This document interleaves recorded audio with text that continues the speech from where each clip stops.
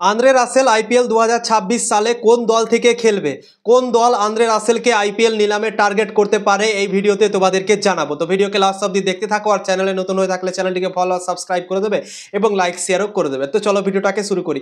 Kolkata Knight Riders IPL 2026 সালের জন্য Andre রাসেলকে written করেনি, রিলিজ করে দিয়েছে এবং সবাইকে অবাকও করে দিয়েছে। কি আন্দ্রে রাসেলের মতো প্লেয়ারকে কেন কলকাতা নাইট রাইডার্স রিলিজ করে দিল?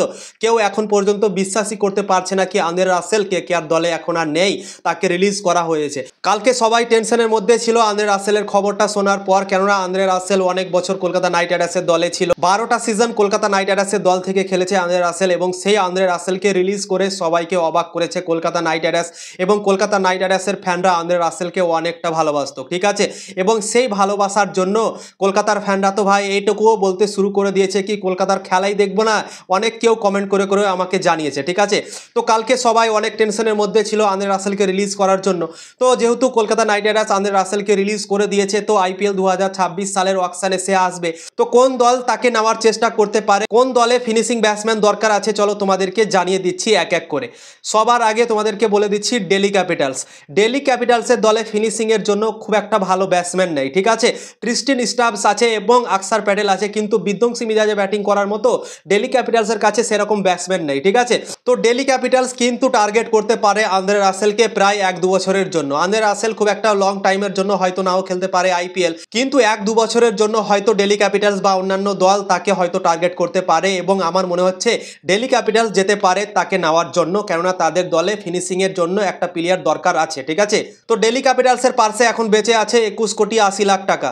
2 নম্বরে হচ্ছে Chennai Super Kings. Chennai Super Kings দলেও কিন্তু ফিনিশিং এর জায়গাতে খুব একটা ভালো ব্যাটসম্যান নেই। মহেন্দ্র সিং ধোনি আছে, তো মহেন্দ্র সিং ধোনি তো ক্রিকেট খেলছে না ঠিকঠাক ভাবে, তো তাই জন্যই হয়তো চেন্নাই সুপার কিংস একটা ফিনিশিং এর জন্য প্লেয়ার খুঁজবে। সবার প্রথমে ক্যামেরন গ্রিনকে টার্গেট করবে চেন্নাই সুপার কিংস। যদি ধরো না পায়, কলকাতা যদি বাজি মেরে যায়, নিয়ে নেই, কেননা কলকাতার কাছে টাকা অনেক আছে, কলকাতা যদি ক্যামেরন গ্রিনকে নিয়ে নেয় তাহলে কিন্তু সেকেন্ড চয়েস হতে পারে আন্দ্রে রাসেল সিএসকে এর জন্য ফিনিশিং এর জন্য। তো সিএসকে দল যদি ক্যামেরন গ্রিনকে না পায় তাহলে কিন্তু আন্দ্রে রাসেলকে তারা নিতে পারে, ঠিক আছে। আন্দ্রে রাসেলকে তারা টার্গেট করতে পারে সেকেন্ড হিসেবে যদি ক্যামেরন গ্রিনকে না পায় তাহলে। তো সিএসকে দলের এখনো পার্স বেঁচে আছে 43.40 কোটি টাকা। 3 নম্বরে হচ্ছে গুজরাট টাইটেন্স। গুজরাট টাইটেন্সের দলেও কিন্তু ফিনিশিংয়ের জন্য খুব একটা ভালো ব্যাটসম্যান নেই।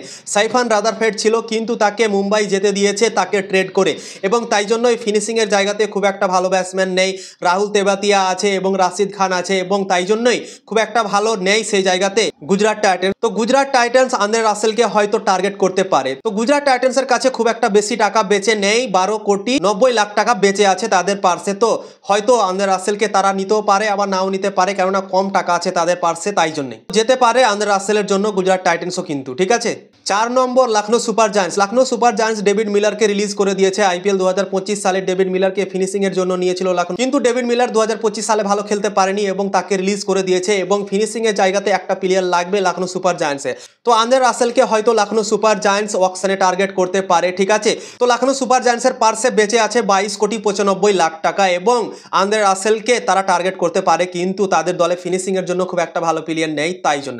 তো এই 4টা দল টার্গেট করতে পারে আন্দ্রে রাসেলকে আইপিএল 2026 এর মিনি নিলামে। যদি কলকাতা নাইট রাইডার্স মনে করে কি না আন্দ্রে রাসেলকে আবার অকশন থেকে ফিরিয়ে নিয়ে আসবো, সেটাও করতে পারে, কিন্তু আমার মনে হয় না কি একবার তাকে রিলিজ করে দিয়েছে তো আবার তাকে নিয়ে আসবে।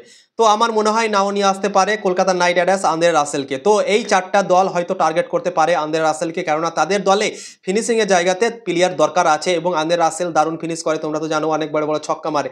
তো তাই জন্য হয়তো এই 4টা দল টার্গেট করতে পারে আন্দ্রে রাসেলকে। তোমাদের কি মনে হয় অবশ্যই কমেন্ট করে জানাতে পারো কোন দল টার্গেট করতে পারে আন্দ্রে রাসেলকে।